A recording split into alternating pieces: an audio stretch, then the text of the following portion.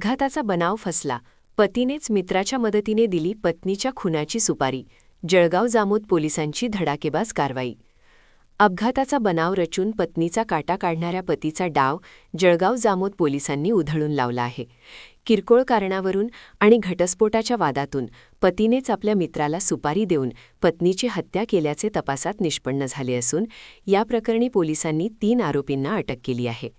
2 मार्च 2026 रोजी वृषाली प्रकाश गावंडे, रा पातुर्डा, तालुका संग्रामपूर या आपल्या स्कूटीने गाडी नंबर MH28 AL 5815 पिंपळगाव काळे येथे ड्युटीवर जात होत्या. दरम्यान एका अज्ञात वाहनाने त्यांच्या गाडीला मागून जोरदार धडक दिली. या भीषण अपघातात वृषाली यांचा मृत्यू झाला होता. सुरुवातीला जळगाव जामोद पोलीस स्टेशनमध्ये अज्ञात वाहन चालकाविरुद्ध गुन्हा दाखल करण्यात आला होता. मयत वृषाली यांच्या माहेरच्या नातेवाईकांनी या मृत्यूबाबत संशय व्यक्त केला होता.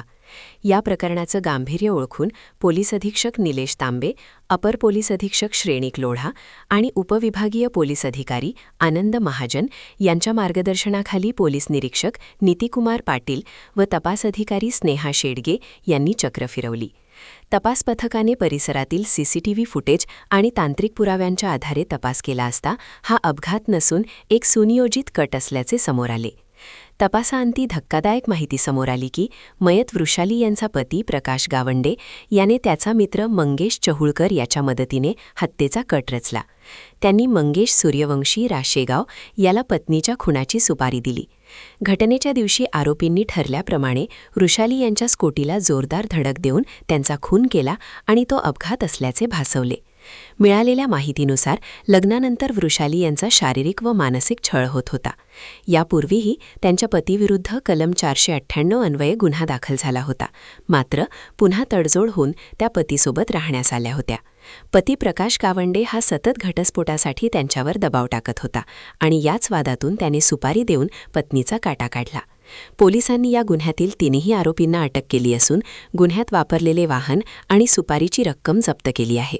या यशस्वी कारवाईत पोलीस निरीक्षक नितीकुमार पाटील, MP उपनी स्नेहा शेडगे, बीट अंमलदार भागवत उबरहंडे, चालक मानकर व त्यांच्या पथकाने महत्त्वाची भूमिका बजावली आहे, अशी माहिती अपर पोलीस अधीक्षक खामगाव श्रेणिक लोढा यांनी दिली आहे. जळगाव जामोद येथे 2 मार्च 2026 रोजी फिर्यादी मनीष दिगंबर गावंडे यांनी आपल्याकडे तक्रार दिली की त्यांची जी सून होती वृषाली प्रकाश गावंडे हिचा कुणीतरी अज्ञात वाहनाने धडक देऊन अपघात केलेला आहे. या फिर्यादीवरनं आम्ही एक गुन्हा दाखल केला. त्या गुन्ह्यासंदर्भात आम्ही तपास केला. त्या तपासामध्ये आम्ही काही साक्षीदार बोलवले, त्यांचे नातेवाईक बोलवले. तर त्यांच्या नातेवाईकांनी याच्यावर थोडा संशय उपस्थित केला. मग पोलीस स्टेशनचे इन्चार्ज नितीन पाटील साहेब तसेच SDPO साहेब यांनी त्याचा सखोल चौकशी केली. गोपनीय जी यंत्रणा आहे ती हलवली आणि त्याच्यामध्ये आम्हाला काही संशयास्पद सापडले. त्याच्यानंतर आम्ही त्याचा तांत्रिक तपास केला. CCTV असतील, सगळे जे काही कॉल रेकॉर्ड्स असतील त्याची तपासणी केली आणि काही संशयित आम्ही वाहनं त्याच्यातनं आम्ही निष्पन्न केली. आणि त्यामार्फत त्यांची चौकशी केल्यानंतर असं कळालं की यांचे जे मृतक होती वृषाली प्रकाश गावंडे, यांचे पती प्रकाश गावंडे तसेच मंगेश साहुळकर आणि गाडी चालक मंगेश सूर्यवंशी असे 3 लोक याच्यामध्ये निष्पन्न झाले. आणि यांची ज्यावेळेस आम्ही सखोल तपासणी केली, चौकशी केली, सगळे तांत्रिक पुरावे हस्तगत केल्यानंतर जे काही माहिती आली त्यांचं इंट्रोगेशन केलं, सायंटिफिक इंट्रोगेशन. त्याच्यानंतर असं कळालं की जे यांचे पती होते प्रकाश गावंडे यांनी पैसे देऊन या खुनाचा कट रचला आणि पैसे दिल्यानंतर जो चालक होता मंगेश सूर्यवंशी यांनी ती गाडी अशा पद्धतीने चालवली त्या महिलेला मागून धडक देऊन तिचा खून करण्यात आला.